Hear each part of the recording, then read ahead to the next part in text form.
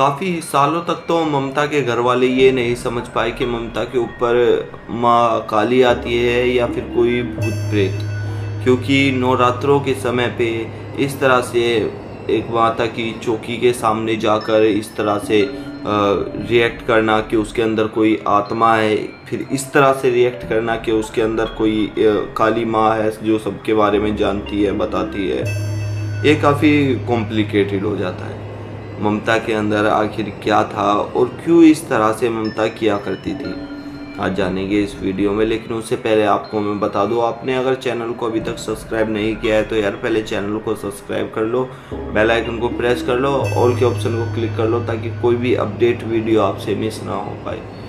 हम इस चैनल पर हॉरर एक्सपीरियंस लेकर आते रहते हैं जो कि सच्ची घटना पर आधारित होता है। ये हॉरर एक्सपीरियंस मुझे आप सभी लोगों में से कुछ लोग भेजते हैं, मेरे फैमिली मेम्बर्स, मेरे फ्रेंड्स, जिसे मैं अपनी आवाज़ में नरेट करके आप सभी लोगों तक पहुंचाता हूँ। हमारा वीडियोस बनाने का एक ही मोटिव होता है कि लोग इन वीडियोस को देख के किसी न किसी तरह से इनसे हेल्प ले सके, क्योंकि जब ये समस्याएं लोगों के साथ होती हैं, लोगों के साथ घटती हैं, तो उन्हें ये नहीं पता होता कि अब उन्हें करना क्या है, क्या नहीं करना। लोगों के बहकावे में आ जाते हैं, लोगों की बातों में आ जाते हैं और कई तरह के उल्टे सीधे काम करना शुरू कर देते हैं। तो मेरे भाइयों, इन उल्टे सीधे कामों को रोको, क्योंकि अगर तुम उतारा करके किसी और पर छोड़ोगे तो उसके घर में भी प्रॉब्लम खड़ी हो जाएगी। तो मैं रिक्वेस्ट करता हूँ आपसे कि आप थोड़ा सा थावस रखें, ठंडा खाएं, सब ठीक हो जाएगा भगवान की दया से। चलिए कहानी की ओर बढ़ते हैं। उससे पहले एक छोटा सा इंट्रो। नमस्कार, जय भोलेनाथ, मेरा नाम शंकर है। मैं कहानियाँ सुनाता हूँ, ऐसे किस्से कहानियाँ आप सभी के लिए लेकर आता हूँ जो सच्ची घटना पर आधारित होते हैं। ये किस्से कहानियाँ मुझे आप सभी लोगों में से कुछ लोग भेजते हैं जो मैं अपनी आवाज़ में नरेट करके आप सभी लोगों तक पहुँचाता हूँ।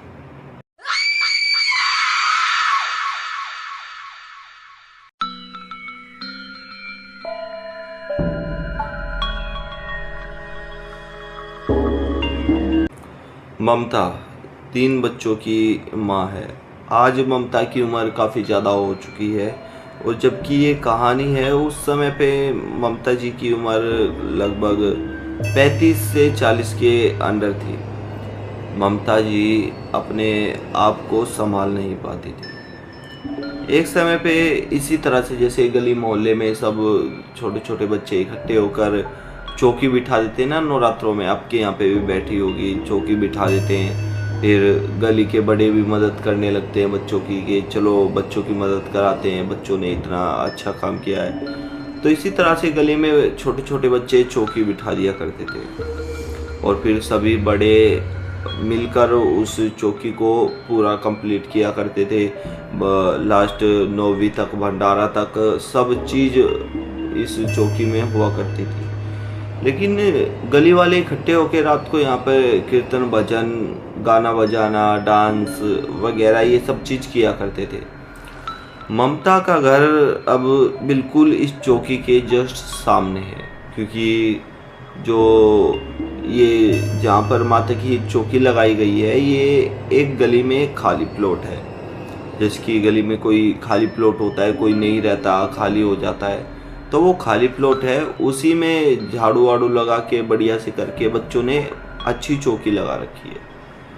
ममता फर्स्ट चौकी थी है वहाँ की, और ममता फर्स्ट चौकी से ही ऐसा करना शुरू कर देती है। गाना भजन हो रहा होता है, गली की काफ़ी लेडीसें बैठी होती है, काफ़ी आदमी बैठे होते हैं, बच्चे सब वहाँ पर मस्ती कर रहे होते हैं एक दूसरे से।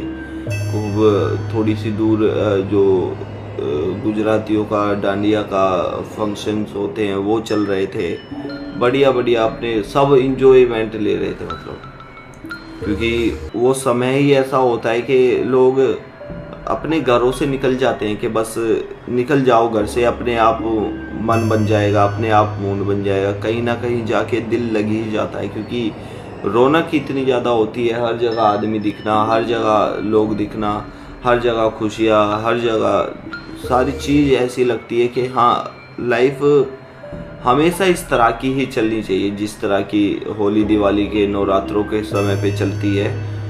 लाइफ हमेशा ही इस तरह की चलनी चाहिए, क्योंकि लाइफ में एक जो कलर होता है ना, लाइफ में एक रंग होता है, लाइफ में एक इन्जॉयमेंट होता है, मज़ा होता है, वो इन नवरात्रों में खूब आदमी रच के ले सकता है। अब ममता जी अपने घर में बैठी थी, जैसे ही कीर्तन भजन होते, माता के गाने चल रहे होते, ममता जी घर से बाहर निकल के आती है और माता के दरबार के सामने आकर लेट जाती है और दरबार के सामने लेट कर कहने लगती है कि नहीं छोड़ूंगी, नहीं छोड़ूंगी, किसी को भी नहीं छोड़ूंगी, सबको खा जाऊंगी, डायन हूँ। अब माता के दर के सामने कोई डायन कैसे? लेकिन मैं आपको बता दूं, माँ जो काली होती है उनके चरणों में डायन का, भूत का, प्रेत का, पिशाच का, हर चीज का वास होता है। माँ काली अपने कदमों में भूत प्रेतों को वास देती है, अपने चरणों में भूत प्रेतों को वास देती है। शायद जिस वजह से ममता जी माता के दर पे जाके उनके पैरों में गिर के ये बातें बोल रही थी। ममता जी के घर वाले भी शौक थे, क्योंकि ममता जी के साथ ये पहली बार हुआ था, पहली बार वो किसी चौकी के सामने इस तरह कर रही थी।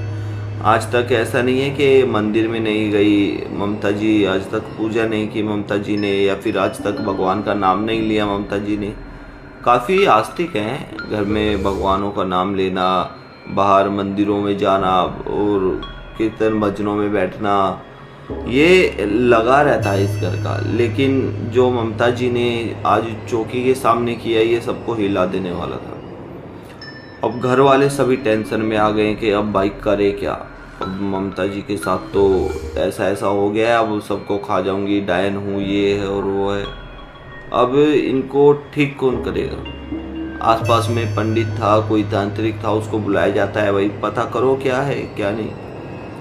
पता किया जाता है तो बताता है कि ममता जी के अंदर किसी जली हुई और रोड पे कटी हुई 2 औरतों का वास है, जो आज से नहीं है, ममता जी की शादी से पहले का ही है।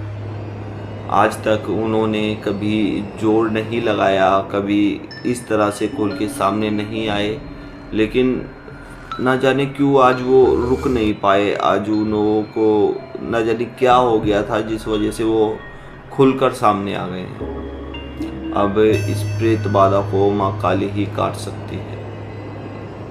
माँ काली की तभी से लेकर पूरा परिवार पूजा करने लग गया, पूरा परिवार पूजने लग गया।